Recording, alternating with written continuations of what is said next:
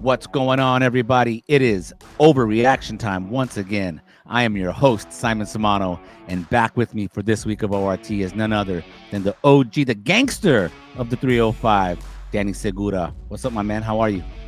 Oh, good. I believe that title belongs to Jorge Masvidal, but I'll humbly take it if that's what you want to. No, I just took it from him and placed it on you, homeboy. Okay, got it. Well, I'll take that. I'm excited to be here on the show. I have tons to discuss, tons going on. We got a big pay-per-view ahead. I'm sure you got a lot of hot takes as you usually do in this show. So I'm ready, man. I'm pumped. Keeping it with the Miami Heat, bro. So here we go, man. All right. We're going to get started. Kamikaze, you know what time it is. Hit it.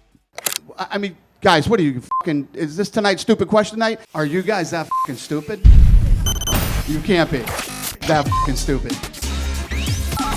Who gives a shit? One of the dumbest things I've ever read in my life. Fucking common sense. Everybody knows that. All right, Danny, let's get this thing going here, man. Let's start from this past weekend. All right, UFC Fight Night 253 saw a main event between Manal Kape and Asu Almabayev. Kape got the finish by TKO in the third round, all right? But here's the thing, man. A little bit of eye poke action going on in the finishing sequence there, all right? And this was coming off the heels of last week's UFC Fight Night 252 in Seattle, where, as we all know, the whole eye poke controversy with Henry Cejudo and Song Yadong and everything that ensued there. That combined with this past weekend's result and actions got me thinking, Danny. So let me hit you with this. Forget warnings. Eye pokes should immediately result in a point deduction. Overreaction. I think you gotta really weigh in the impact of the damage being done, and you really got to make sure it was an eye poke, because we saw in that fight against Asu and Kape, there was a moment where we thought there was an eye poke, but there wasn't, and Asu tried to get a sort of a stoppage. So I think, not all eye pokes are created equal. I think it's hard to measure which ones cause more damage than others. Also, you got to look at like the situation itself. If you're just out there fighting with your fingers sticking out, Jon Jones style, okay, then maybe. But some of those, he was just trying to get a grip of him. I think you got to really look at the situation, and it's case by case basis. So I would say overreaction from your part. No, not all eye pokes require point deductions. But the thing here, Danny, is this is what I'm proposing here is that the ABC, the commissions, this is a culture change, man. Like, this is a culture change that I'm sort of proposing here, in that if you consider what happens in other sports don't legislate intent. It's kind of what you're touching on there, right? Is like intent. You can't legislate intent. But the impact is, hey, dude, if you get poked in the eye, I mean, that's gonna hinder your eyesight. It's gonna hinder your visibility. To what degree, I don't know. But I don't like the fact that we always put the onus on the fighter who suffered the eye poke, or even if you wanted to take this to, kicks to the groin. I don't like that we put the onus on the fighter to be like, hey, are you okay? Can you continue? And then we get a warning, because you have to really discourage this. To discourage this motion. Like, you can only discourage this motion if you take a point. That's what I'm saying. You don't agree with that? I mean, don't you want that? Don't you want that to go away? The all word. I do think that there needs to be a culture change, and referees should be more, I guess, trigger happy to give out like point deductions for these type of fouls. And not only that foul specifically with the eye poke, but groin kicks and cage grabs and all this. That's what I'm saying. I think they need to be more proactive in that. But to say all, I mean, how many eye pokes do we see that is just like barely, and we see a fighter milk it? I think when you put the word all in there, that's what makes me very hesitant to be 100% on board with this, which is why I label it an overreaction. I think we've seen it. There's some fouls that they're kind of bullshit fouls. They kind of just grace. They didn't really do much damage, and we see fighters take advantage of that. Let's not forget, like, this is a very chaotic sport. It's not less controlled as others. These things will happen. Fouls will be a little bit more present in this sport than others. Again, I do agree with you. There needs to be a culture change. Fighters need to be worried that if they commit a foul, they will likely They're get not. a point That's what I'm deduction. saying. They're not worried about it right now. You can get away with one eye poke. Sometimes you can get away with a second eye poke. Like there needs to be something in the rules where the referees. It's just, dude, you commit the eye poke, take the point. Like, or I don't know if you start getting into a hard warning type of situation. What is a hard warning, anyways? You know, like you got to discourage. I'm starting to realize you got to discourage the motion. Like it's not an accident necessarily. You know, it's not an accident. And the one that happened this past weekend in the Manal Cop Almabaya fight, you know, a minute later after the eye poke, a minute later, the fight was over. And it was pretty obvious that he tried to call timeout. You know, he tried to call timeout, didn't get the timeout because the referee may have missed the eye poke or maybe he determined it wasn't. But we saw that slow motion replay. It was clearly an eye poke. And I mean, it doesn't really matter that Cop was winning the fight or winning the fight up until that point or whatever the case was. He commits a foul. It leads, it assists to the finish. I mean, we got to get a stop in the action and take a point away. That's just the way I see it, man. In that specific occasion, then yeah, I agree with you. But again, when you use the word all, that is my issue. All of them. Stop it. I want no more eye pokes. No more eye pokes. Okay, that's what I'm going with. But anyways, all right, that's fine. All good. All is too extreme for you, Danny. We get it. We're going to move on to the next topic, all right? Okay. Coming up this week, we've got UFC 313, all right? UFC 313, we've got Alex Pereira fighting in the main event against Magomed Ankalaev. Now, with that fight looming, what just happened this past Sunday? On Sunday, we had a video from Tom Aspinall on his YouTube page, man. All right. And you know the timing of this video coming out just before UFC 313 fight week kicks off. You know it wasn't an accident. Aspinall puts the video out. He's been pretty silent about the Jon Jones fight, but he puts it out. He says what is holding it up right now is Jon Jones' side. That's the truth of it. He says the UFC tells me, they assure me they are doing everything they can to make this fight. As far as I'm aware, this is now totally down to Jones and his team. He says, if not, I'll fight somebody else for the undisputed title. Those words, man. I mean, listen, with this fight between Pereira and Ankalaev coming up this weekend, combined with the timing of this video from Tom Aspinall, let me hit you with this, man. Magomed Ankalaev finishing Alex Pereira might be the only way to save Jon Jones versus Tom Aspinall.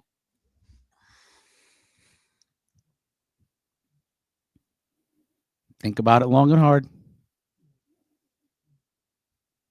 Overreaction again. Look, I think if Poatan loses, especially if he loses bad, like, yeah, all of a sudden, there's less leveraging for the UFC to make some other fight and maybe not dish out as much money because they have Poatan. And who wouldn't want to see Poatan at heavyweight? Who wouldn't want to see Poatan fighting for a world title? Like, certainly, it might not be the number one choice. We all want Aspinall versus Jones, but if they were to book Poatan in there, like, I think we would all be happy. It would be a nice sort of plan B. So I do agree in the sense that this result does affect what happens at heavyweight.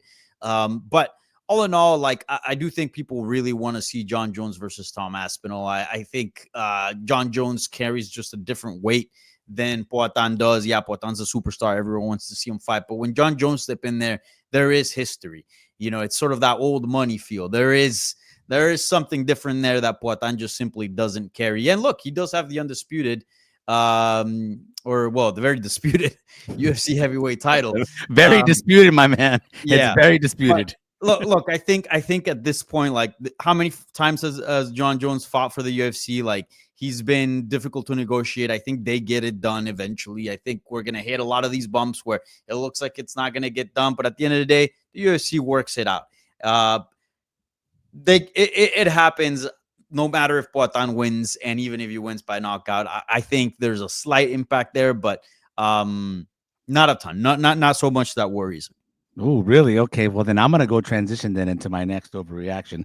And I'm pretty sure I know what you're going to say, all right, based on what you just said. But I'm going to hit you with this now. I know you just said, listen, we want to see Tom Aspinall versus Jon Jones. It's the fight we want to see, heavyweight unification. But you also said right there, Danny, we would all be happy if it was, we would all be pretty happy if it was Alex Pereira against Jon Jones.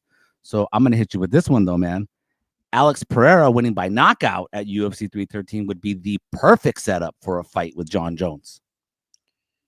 Next For the title, we're gonna skip the Tom Aspinall fight. It's gonna be Jon Jones against Alex Pereira. If Pereira wins in impressive fashion and knocks out Ankalaev this Saturday at 313, you already know what's gonna happen, dude. He's gonna call out Jon Jones afterwards if he knocks out Ankalaev. Overreaction.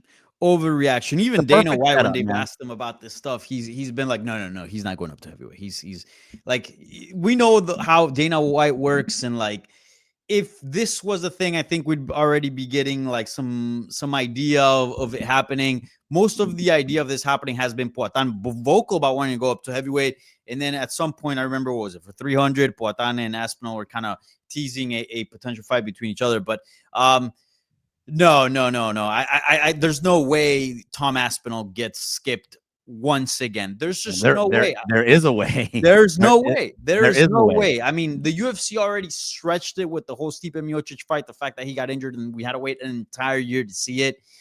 Meanwhile, Tom Aspinall is out there just kicking ass and just being an absolute stud out there in the cage. And not only that, but he's become a popular figure as well. There's no way in hell, and it is a complete overreaction that once again, even Ankalaev got his shot. We're talking about Ankalaev, the guy that like a lot of people don't care about. Like, they could have skipped him, right? They could have put Carlos Ultra out there. They could have skipped him. They could have, but I don't think they really could have. And here's the thing about that. Let me put some pieces together for you here, okay, Danny?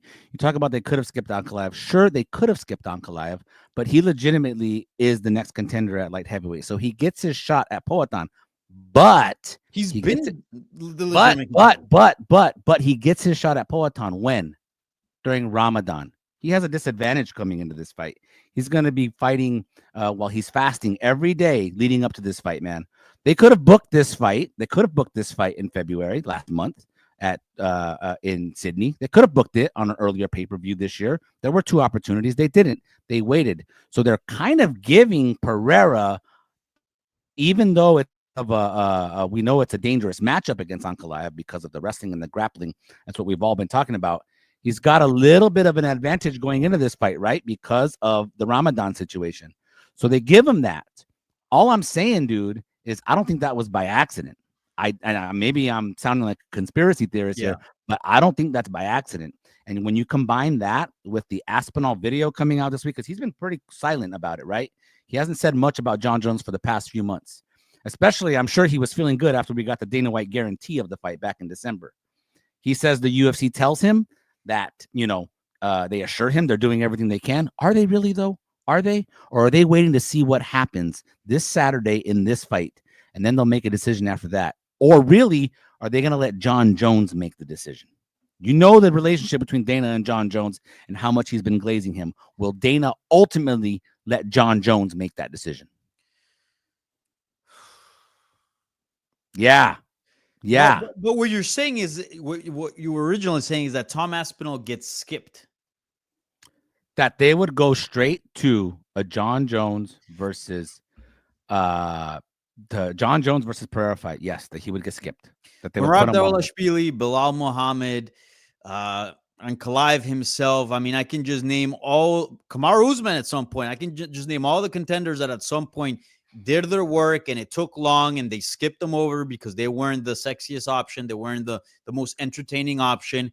But at this point, and at some point, everyone becomes undeniable. At some point, everyone becomes undeniable. And at this point, Tom Aspinall has become undeniable. Tom Aspinall's next fight is for the undisputed heavyweight title. That I can guarantee it. I mean, it might be against Alex Pereira if he were to beat Jon Jones. That's all I'm saying, dude.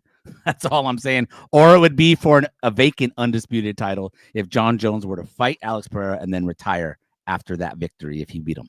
Okay. The only way I can maybe even slightly sucks for Tom Aspinall, dude. It sucks for Tom Aspinall. But the only way I can slightly consider that is if Jon Jones vacates. Then he fights Alex Pereira. But outside of that, there's no way in hell that Jon Jones is going to be in an undisputed title fight with anybody involved that's not named Tom Aspinall. I think you make that fight though, because then one of the hooks of drumming up the Jon Jones Alex Pereira fight is you give Pereira the chance to become a 3-division champion. You know, you got to don't underestimate the fact that Pereira's been a major company guy, a major company man for the past couple of years, stepping in on short notice, headlining pay-per-views when they've needed somebody, dude. So he can curry favor with the UFC, is what I'm saying here. Don't underestimate that too. So I'm saying, man, it sucks, and it sucks. Fighting Ankalaev on Ramadan. He's fighting Ankalaev. Exactly, he's currying him an entire year in order so he can get ready I'm for telling this you. matchup. I mean, he has gotten favors. Look, the UFC, we criticize the UFC a lot because sometimes the decision making is a little sketchy, right? And I think it favors more entertainment, money, and sometimes they don't really protect the sporting side of things. But at some point, they do have a standard. They can stretch things, but at some point, the contenders that they don't like get their shot because they have to respect the sport. They have a responsibility for the sport. And I think that's where Tom Aspinall finds himself. I don't think there's any way in hell that Tom Aspinall's next fight won't be for the undisputed heavyweight title. Or I don't disagree with that. I frame that as in, I don't disagree with that. I'm just not sure it's going to be against Jon Jones. That's all I'm saying. It could be against Pereira. We'll see. That's all I'm saying, man. But there's no way Jon Jones is fighting Alex Pereira, defending his UFC heavyweight title. Just be prepared. And I'm just the messenger. I'm just the guy with the overreactions, okay? I know. Okay, I got one more thing, though, with Pereira real fast, okay? One more overreaction, all right? We've talked about the possibilities, but let me just hit you with this one then. One last one real quick, okay? There's a lot to talk about with Poatan, dude. Chama, baby. Always. Regardless of the result, UFC 313 should be Alex Pereira's last fight at light heavyweight. Whether he wins or loses on Saturday, it should be his last fight at light heavyweight. Oof. Not an overreaction. Not an overreaction. If we look at the following contenders, like outside of Ankalaev, which is not a big contender, is not like a very sexy name, but at least in the hardcore eyes, it will cement himself as, okay, he's legit. Like he passed that test. If he beat Magomed, Ankalaev, he's going to get a lot of street cred among the hardcores, like 100%. But outside of that, like who, Carlos Olberg, like Jamal Hill, like who's out there for him? Rakic. Oh, he already beat everybody. He beat Yuri. Exactly. He will have, he beat Yuri. He beat Jan. He beat Jamal Hill. You got Rakic. You got Olberg. He beat Roundtree. And then you got a bunch of other guys after that who are not worth it. There's nothing else for him to do. There won't be really anything else. I mean, and what I'm saying here, Danny, is like whether he goes up to heavyweight, that's what we just talked about, okay? We just talked about him going up to heavyweight. And again, I'm acknowledging Pereira, the Tom Aspinall, Jon Jones fight very well could be made. It could be made. But regardless whether it gets made or not, he could still go up to heavyweight and, fight for a heavyweight title. Be that against Aspinall if he were to beat Jon Jones, if that happened, right? Like, I think that's what he would go for most likely, is a 3rd division championship. Like, be the first UFC fighter to ever win 3 division titles. Give him, and he has curried. He's got the favors with the UFC if he decides he wants to move to heavyweight. The other sort of dark horse element to this would be a move back down to middleweight, man, because there would be huge fights. I'm just saying there'd be huge fights. There would be huge fights waiting for him. He probably would step right immediately into a title shot against the winner of Hamzat Chimaev and DDP. That's all I'm saying. Like, that's a possibility. Maybe it's slim, but those are mega fights, dude. Those would be super fights against either one of those guys. And that can happen at 205, though. But it could happen at 205. It could happen at 205. It could happen at 205. Not with Hamzat, because he would be a fresh champion. But with DDP, like if DDP were to win, and same thing with Poatan, I think, look, there's nobody right now as a clear contender. Let's just make a champ versus champ fight and have DDP move up. They have history. Could do that. I wasn't even considering that. That's a good point. So he sticks one more for 205. But outside of that, like outside from getting a paycheck, there's not much for him in terms of really furthering his legacy. I do think an eventual heavyweight move should happen. And I don't think it'd be a bad idea for it to be next after this fight, because after this fight, he shuts up all doubters. Okay, you wanted me to fight the wrestler. I fought him. I beat him. There's nothing else for me to do. How about let's go to heavyweight? Give me Cyril Gane. Give me a Sergey Pavlovich as I wait till Jon Jones and Tom Aspinall do their shit and get their shit together. And once I get a nice win over a top 5, then I'm a legit contender, and people can shut up about that too, and I'll be getting a rightful title shot. Yeah. Okay. We agree there. He should. This should be it though. Whatever happens, win or lose, we wouldn't even need to see an Ankalaev rematch. He should move up. Yeah. That was a lot of Poatan talk, huh? Yeah. I told you we were gonna hit one angle hard, man. Yeah. I don't mind it. Shama is I'll be very, very sad the day he retires, because this whole short career that we've seen in the UFC has just been tremendous. It's been one of the most exciting runs these last 3 years since he joined the UFC. Watching him, it's been super exciting, man. Yeah. And I hope we get another 3 years, but we know he's getting older, so maybe the end is coming sooner than later. But he's gonna move up, and we'll see what happens, man. But this Saturday is going to determine a lot. It's going to determine a lot about the rest of this year and the course of these two divisions, man.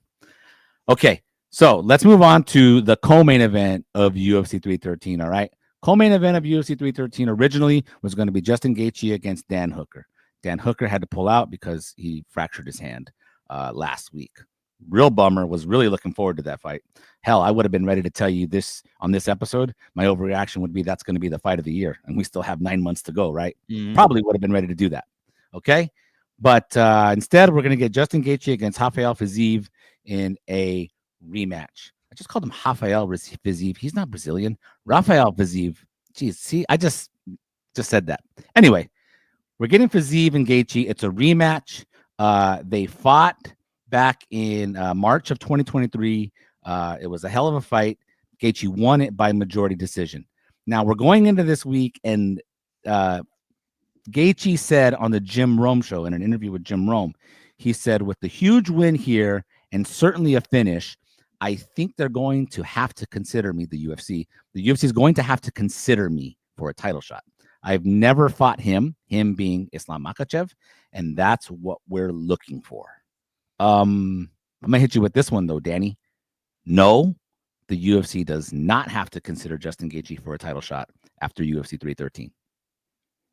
Yeah, that's not an overreaction at all. I mean, the dude got knocked out pretty bad at UFC 300, and that was his last performance against the guy who eventually went up against the champion and got knocked out at 145, and now has moved up. No, I mean, yeah, of course, Justin Gaethje has star power, and we know that like he doesn't have to make doesn't need to have nearly as long of a wait as other contenders in terms of a title shot. He can always pick up 1, 2, 3 wins, and he's right there. But like the dude just got knocked out. Knocked out. And fighting a guy that's coming off 2 losses and hasn't fought since 2023. I'm sorry, but how the hell does that get you a title shot? And I love Justin Gaethje. To me, Ilia Topuria is up there. Very interesting option. Charles Oliveira. I mean, if we're talking about like fans getting behind a fighter, fans would love to see Charles Oliveira in a title fight. Like, and he's on a, he just beat Chandler. So no, but that's a rematch. Gaethje, but Justin Gaethje would tell you, he would argue with you though, that that's a rematch. Okay, Gaethje's a fresh. He would argue Gaethje is a fresh match. He's a fresh match, sure. But Charles is a rematch. That's for a second, I'm like, wait, is that true? But yes, no, that's part of his argument. But like, it kind of feels the same. You know what I'm saying? Does. That's and the I think thing. it does in everyone's mind. I'm sorry, but like, no, Gaethje's not getting a title shot off a win of Rafael Fiziev on short notice. 2 years off. Beat him already. Beats. Nah. Yeah, I agree. And yeah. I mean, that's it. That's the end of it. I mean, love Justin Gaethje. Thinks he's a hell of a fighter. He's an all-action fighter. But fact of the matter is, he had an interim title fight before and was the interim champion. He's had 2 undisputed title fights and came up short. You can't be 1 fight removed from getting knocked the hell out, from being the victim of the knockout of the year. Yeah. You can't be 1 fight removed from that, and then beat a guy that you already beat and then get a title shot, particularly when Charles Oliveira is an option, but I would argue when Ilia Topuria should. I'm all in on Topuria getting that title shot next. You with me there on that one? It should be him. It should be Topuria over a Justin Gaethje before Justin Gaethje should ever get a 3rd title shot. Yeah, 100%. 100%. All right, man. We agree there. All right, we're gonna move on, and we've got one more thing to talk about. All right, and that's a fight booking that came about last week between Jose Aldo and Ayman Zahabi, happening at UFC 315. All right, happening at UFC 315. It is happening in Montreal, which is Ayman Zahabi's hometown. His hometown. Interesting, man. I'm thinking about the fact that Jose Aldo when he retired back in, I believe, 2022, he retired and we were all good with that.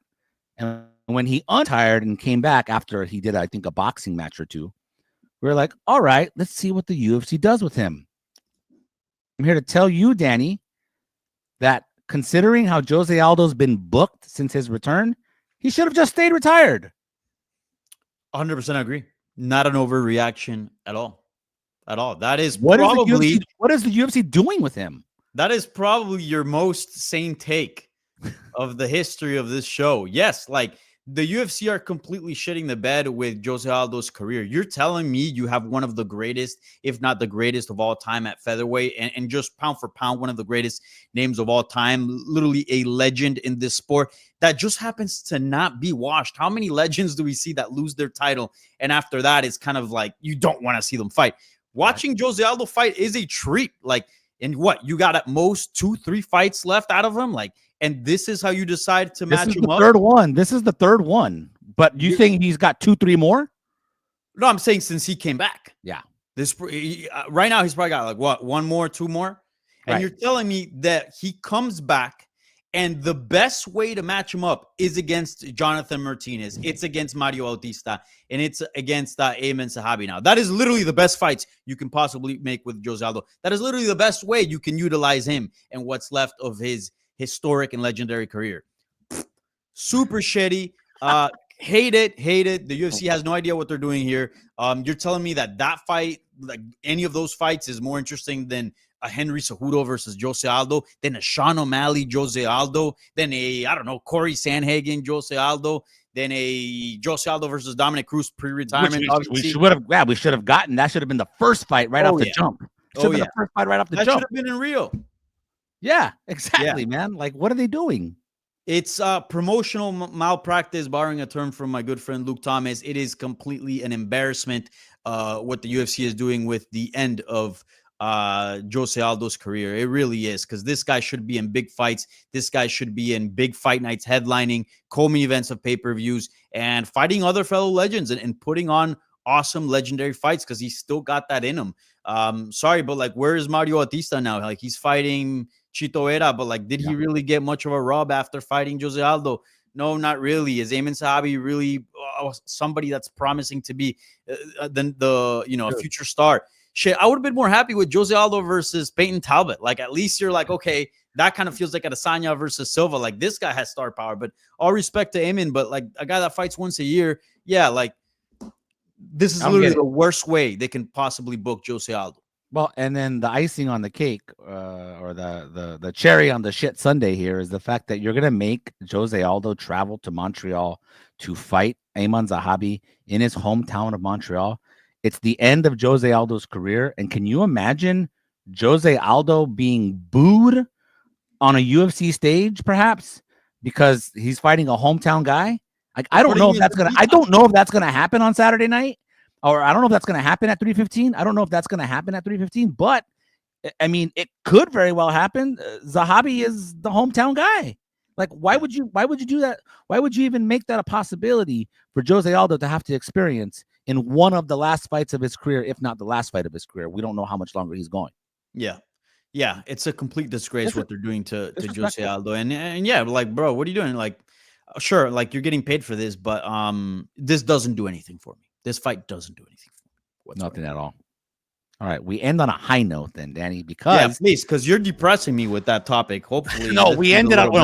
That's it. We end on a high. The high note being we agree. We agree there. That's it. Oh, okay. So you're just gonna leave me all sad, and I'm gonna leave you just like that. You're shitting the bed with Jose Aldo's career, one of my favorite fighters of all time. The time for overreacting has come to an end, my man. I'm so sorry, dude. Hey, I'm going to let Danny stay silent there and just thank everybody for watching, all right? I appreciate all of you guys for tuning in.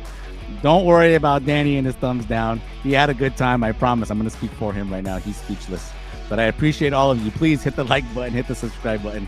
Had a blast on this one. And we will see you on the next episode of Overreaction Time. So long. MMA Junkie AI.